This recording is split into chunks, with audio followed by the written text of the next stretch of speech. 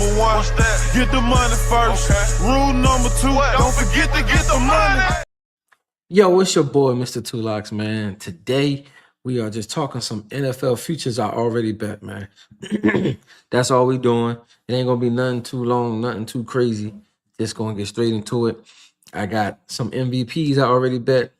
I got some Coach of the Year I already bet. I got some player props I already bet. And some team props. So, you know what? Without further ado, we're just gonna get straight into it, man. First one, look. Oh, wait, I gotta change the screen. All right. So first one, we got Justin Herbert for MVP, man. Like I said, the reason I took this bet is based off the eye test, right? The eye test tells me Jay Herb is a great quarterback, right? He's been running like Jalen Hurts lately, and he's been throwing the ball like Aaron Rodgers. He, in my mind, is now a dual threat quarterback. That's the way I see Justin Herbert now on. They had 2 back-to-back 11-win seasons. They went 11-6 last year. And I think they went 11-6 the year before that. So every year since John Harbaugh took over, they've been getting better. They've been getting better as a team, getting better team chemistry. So I like this Jay Herb pick a lot, man. I really do. And then the last thing I will say is, if they win this division, bruh, over the Raiders, who will have the #1 pick and a much improved defense, over the Broncos, that's damn near elite on both sides of the ball, right? And then the Chiefs, we all know who the Chiefs are, right? This is what I would say. Jay Herb has the right obstacles to conquer to win this award. That's what I would say. He has a lot of things stacked against him. And if he just conquer the obstacles in his way, I don't see how you can't put him in the MVP conversation at the end of the year. That's just my personal take on it. So I like Jay Herb. He is my AFC MVP candidate. Now we're going to take it to the NFC. We're going to take it to Dak Prescott. And the reason I like Dak Prescott is we all know he a stat machine, man. He reminds you of like James Harden from the NBA, right? Always got great regular season stats, but always fold when it matters. He's one of those type of players. He's always top 3 passing yards, top 5 passing TDs. We know he's going to put up numbers. It's just now he got to have team success. And that's where I get in my second point. I truly believe the team got better in free agency. And I'm sure they're going to use the draft to help bolster that weak-ass defense they rolled out there last year. The defense was fucking horrible. But they got 2 first-round draft picks. Hopefully they get 2 really good defensive guys in there. And this is what I will say. Them being able to keep George Pickens was a big factor in me placing this bet. Like, George Pickens was a huge keep for them. Between CD, George Pickens, and they kept Javonte Williams, who was their goal line dog. I mean, I love this offense. I love this offense a lot. It's always been dynamic. It's just that the defense got to do their part. Now, with that being said, we're going to go to Coach of the Year, right? And y'all know how Coach of the Year goes. It never goes to the coach with the most wins. It don't work like that. Coach of the Year is typically in this generation is the coach who has the most improved team. And these are the 2 teams I have identified as 2 teams that can go from worst to first, or really bad to somewhat good. And the first one is the Tennessee Titans. I bet Robert Saleh, the Coach of the Year, and I think I got it at plus 1,000, right? And the narrative is, right, when we look at the Titans free agency, you can say they had the best free agency out of every team out there. You can arguably say they had the best free agency. They addressed all the weaknesses. They brought in 2 corners. They brought in John Franklin Myers on the D-line. They traded for Jermaine Johnson at DN. I just like the direction this team is heading in. Robert Saleh, arguably, and the Titans had the best free agency. Now, with that being said, we all know Robert Saleh is a defensive mastermind. Brian Dable is the offensive mastermind. He's the OC. And this is what I like. Both of these coaches have failed before as head coaches. Daboll failed as a head coach of the Giants. Robert Saleh failed as a head coach of the Jets. I think you learn a lot in failures. With that being said, I think they're going to do whatever they got to do. They're going to come together to make sure each other has success on both sides of the ball. You know, they don't want to fail again. So I think a mix of having Robert Saleh, the defensive mastermind, with Brian Daboll, the offensive mastermind, I think right there alone, you're going to win a lot more games. Like I said, no one has expectations for Tennessee Titans. I think they won 4 or 5 games last year. The Titans come out here and win 8, 9. Don't let them get the 10 wins. If they get the 10 wins, right, you might as well hand Robert Saleh the Coach of the Year award. That's just the way I see it. So I like Robert Saleh to win Coach of the Year for the Tennessee Titans. And my second team is the Cowboys. Brian Schottenheimer or something like that. Like I said, this team is much improved, right? And they will have continuity on their side. I like I said before, keeping Pickens was a huge factor in me making this bet. Where you got Pickens on one side, Lamb on the other side. I mean, 2 number 1 receivers, arguably, with a passing quarterback who gets the job done. As much as people talk shit about Dak, he knows how to put up numbers. I'm not saying do you know how to win, but he know how to put up numbers, right? So I like this. I think the Cowboys won 7 games last year. If the Cowboys improve and maybe win 10 games, even 11 or 12, I think Brian Schottenheimer, however you say his name, will be in the pool for Coach of the Year. I think the Cowboys will win the NFC East. And I think they will make the NFC Championship game. That's my early hot take. I'm going to stand on that. I mean, we're going to see.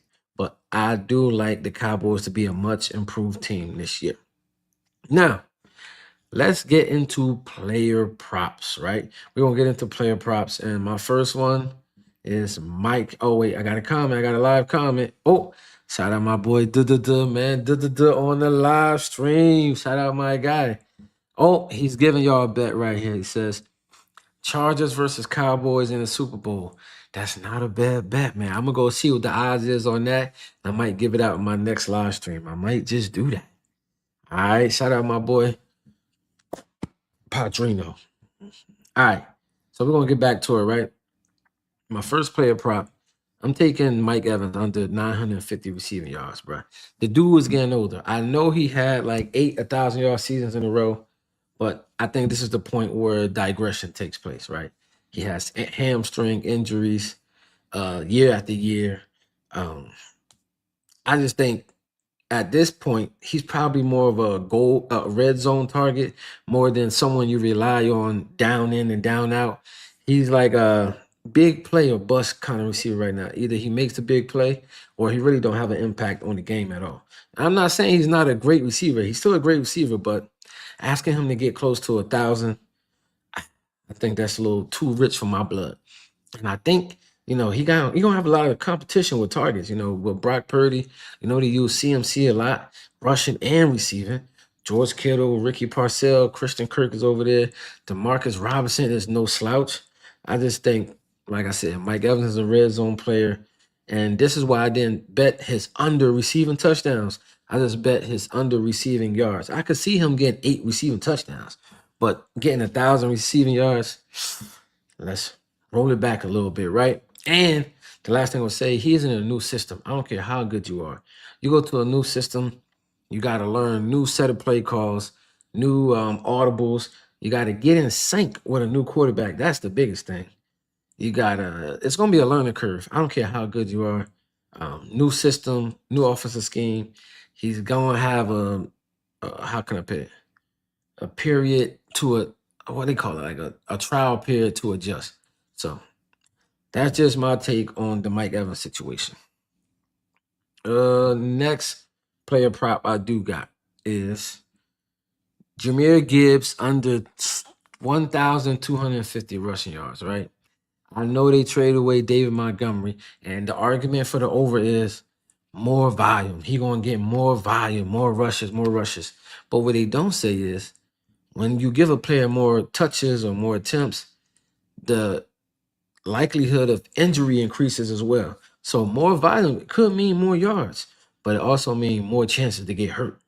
So and I think like with Jahmyr Gibbs, he's a good receiving threat as well. He's not just a rushing kind of player. He can catch that ball, and I think his receiving yards will dip into his rushing yards. Like that's just my opinion. And then I just think this line is too high. Last year they had the same thing for Saquon Barkley after a crazy year. Saquon Barkley had a crazy year, I think 2 years ago, and then they set his line at like 1250, and he did not reach it as well. This line is just too high, man. 1,250 yards is too rich for my blood, man. But anyway, now we are on to some team props. And this one I will say, I like Tampa Bay Buccaneers to miss the playoffs, man. I think they're gonna miss it, man. That division is stacked now, bro. That division got the Falcons, who got a new coach in Kevin Stefanski. I mean, the Falcons got arguably the most talented team in the division. And the Panthers, you seen what the Panthers did last year. The Panthers should have really made the playoffs. And the Saints might have found their future quarterback in Tyler Shaw.